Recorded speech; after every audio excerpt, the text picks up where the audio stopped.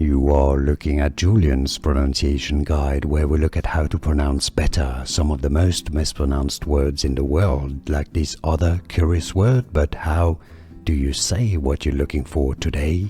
We are looking at how to pronounce these words, as well as how to say more interesting but often confusing words and medical terms that many mispronounce, so make sure to stay tuned to the channel if you enjoy learning.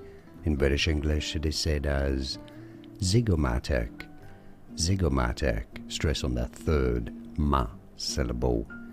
Zygomatic.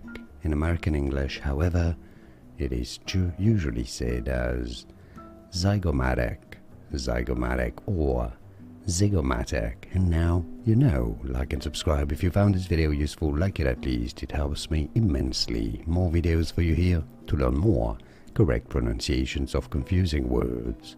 I'll see you there to learn more. Thanks for watching. Here are more videos on how to pronounce more confusing words and names too many mispronounced. Like this video if you found it useful. I appreciate your support. I'll see you soon and thanks for watching.